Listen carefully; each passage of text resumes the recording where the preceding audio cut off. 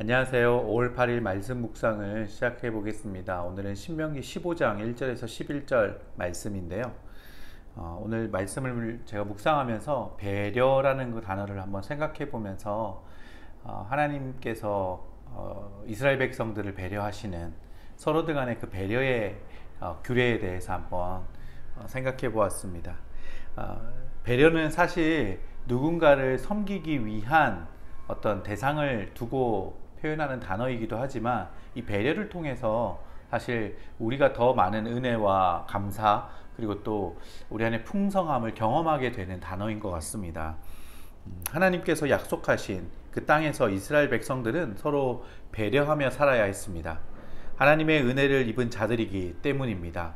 그들이 자신들의 노력이나 자신들의 어떤 업적으로 인하여서 그 땅을 차지한 것이 아니라 하나님의 은혜로 주어진 땅이라는 것을 기억하라라는 말씀이기도 합니다.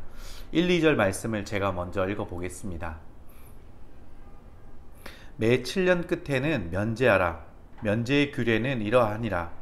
그의 이웃에게 꾸어준 모든 채주는 그것을 면제하고 그의 이웃에게나 그 형제에게 독촉하지 말지니 이는 여호와를 위하여 면제를 선포하였음이라. 하나님께서 택한 그 백성들끼리 배려하며 사는 구체적인 방법을 알려주고 계십니다. 그것은 매 7년마다 있는 면제년입니다. 우리 흔히 말하는 안식년이라고도 이제 표현을 하는데요.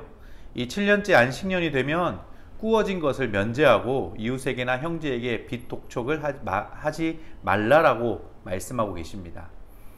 여기서 면제하는 것은 우리가 한 번 더 생각해 볼 필요가 있는데요. 왜냐하면 그동안 부채를 완전히 탕감한다라는 그 의견이 여기에 포함되어 있을 수 있습니다. 하지만 면제라는 뜻의 원어적 의미를 살펴보면 묵혀두다 아니면 버려두다 라는 뜻을 갖고 있습니다. 즉 탕감이라는 의미보다는 일시적으로 중단한다 라는 의미가 있는 것입니다. 그래서 여기서 말하는 면제는 채무의 완전한 탕감이라기보다는 안식년이 되었을 때는 빚 독촉을 하지 않는 것, 1년간 유보한다 라는 것에 의미를 더 강하게 두고 있습니다. 빚쟁이가 독촉하는 것을 중지하고 1년간 기다려줄 수 있다면 그건 역시도 배려라는 것입니다. 물론 이것이 빚을 탕감하는 데까지도 나아갈 수 있겠죠. 그러나 1차적인 뜻은 중지하고 기다려주는 것입니다. 하나님께서 이렇게 말씀하신 것은 백성들끼리 배려하라는 것입니다. 약속의 땅은 서로 배려하는 것의 삶의 방식이기 때문에 그것들을 원하고 계십니다. 7절 8절 말씀을 제가 읽어보겠습니다. 내 하나님 여호와께서 내게 주신 땅 어느 성읍에서든지 가난한 형제가 너와 함께 거주하거든 그 가난한 형제에게 내 마음을 완악하게 하지 말며 내 손을 움켜쥐지 말고 반드시 내 손을 그에게 펴서 그에게 필요한 대로 쓸 것을 넉넉히 꾸어주라. 가난한 형제와 함께 있을 때의 마음을 완악하게 하지 말고 그의 형편을 헤아리고 배려하라고 하십니다. 손을 펴서 그에게 필요한 것을 꾸어주라고 하십니다. 함께 있는 사람들이 어렵고 힘들 때에 그의 필요를 채워줘야 하는 것입니다. 필요한 것을 빌려주어 그 필요를 채우라고 말씀하십니다. 같은 동족이 종이 되었다가 안식년이 되어 풀려날 때에 그 사람을 배려하라고 하십니다. 빈손으로 가게 하지 말고 후히 주라라고 하십니다. 왜냐하면 이스라엘이 이집트 땅에서 종이 되었을 때 하나님께서 자유를 주시고 해방시켜 주셨기 때문입니다. 은혜 입은 민족이기에 그렇게 베풀라고 명령하고 계시는 것입니다. 4절 5절과 6절 말씀을 제가 끝으로 한번 읽어보겠습니다. 네가 만일 내 하나님 여호와의 말씀만 듣고 내가 오늘 내게 내리는 그 명령을 다 지켜 행하면 내 하나님 여호와께서 내게 기업으로 주신 땅에서 네가 반드시 복을 받으리니 너희 중에 가난한 자가 없으리라.